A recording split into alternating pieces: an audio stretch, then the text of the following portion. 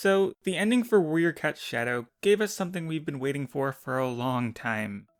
A tease of Squirrel Star. Due to Bramblestar deciding to retire and join the Elders, she is set to become the leader of ThunderClan at the start of the next book. The only thing she has to do is visit the moonpool. Now, I see people making theories that she might get attacked by dogs or something on the way there, and leave ThunderClan leaderless. And I mean, please no. I do want to make my case on why I think this won't happen. A lot of this theory hangs on the idea that, well, if they're gonna do Squirrel Star, why not do it at the end of the book instead of waiting for the beginning of the next one? I think it's because they want to show us her leadership ceremony to some extent. Since there is no ThunderClan Medicine Cat protagonist, they can't do that unless they switch to Squirrelflight's perspective for a chapter. And switching to a non-perspective cat for a single chapter is something they haven't done in 18 years. Except for prologues. So that could be why they timed it this way. So her ceremony could be in a prologue. Might be a bit long for a prologue, but it's worth it for Squirrel Star. I think people underestimate how important Squirrelflight is to the people making the books. She has her own super edition, she has merchandise, she has everything. Usually when characters this important are killed off, it's done in a big way. Firestar having 2 arcs leading up to the great battle with the original villain Tigerstar. Graystripe also having his end be part of a book 6 with a final stand against a returning villain.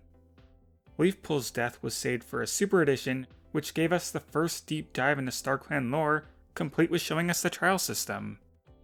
Squirrelflight will not unceremoniously be made into dog food. It's not happening. Get it out of your heads. The arc being called a Starless Clan only refers to RiverClan. They'd have to change the name to Starless Clans if they let ThunderClan go without a leader.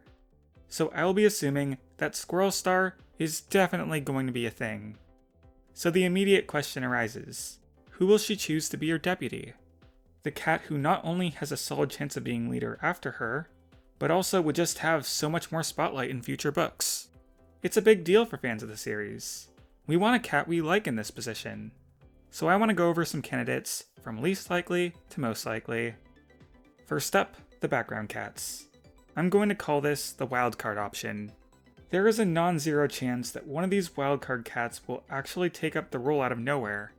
But betting on any one of these cats individually is a losing battle. Like, I love Poppyfrost as much as the next person, but is she any more likely than Blossomfall or Whitewing? No, we will be drawing out of a hat here. Nightheart or Sunbeam? Yes, neither have had apprentices, but as protagonists of the current arc, they have to stay in the discussion. I think if one of them end up deputy, it won't be immediately. It would go somewhere along the lines of a wildcard cat becoming deputy, that cat dying in book 6, and it just so happens one of our protagonists had an apprentice before then. They become deputy. But yeah, probably won't happen. Young cats becoming deputy only really happens in situations where a clan is very limited in the amount of story-relevant characters they can provide, like with Hawkwing. And I just don't think being deputy would really fit with Nightheart or Sunbeam's character arcs. Cinderheart is an option. I don't really think she is overly likely, but I think she's more likely than a wildcard. Would be nice to give her this, to really show that she is her own cat, and more than just a sad situation with her life almost stolen by Cinderpelt's ghost. Twigbranch is surprisingly who I believe would be the third most likely cat. A former protagonist with a little bit of relevance in the Broken Code. She had an apprentice, has a unique background with her parents being SkyClan cats, and she's kinda just cool. Her decision to not have kids with Finley could be seen as her wanting to focus on being the best warrior she can be, and if she succeeded in that, that would make her a deputy candidate. It would be an interesting shakeup, because the other 2 cats I'm going to talk about are certainly the obvious choices. Lineblaze is my number 2 pick. Squirrelflight chose him as a temporary deputy in the past. She could easily choose him for the real deal. But she also might not, you know? And that concludes my expert commentary on the matter. Why waste time when I can talk about Ivypool? Ivypool, Ivypool, Ivypool. Listen, the evidence points to Ivypool. There was a Super Edition poll back in 2021.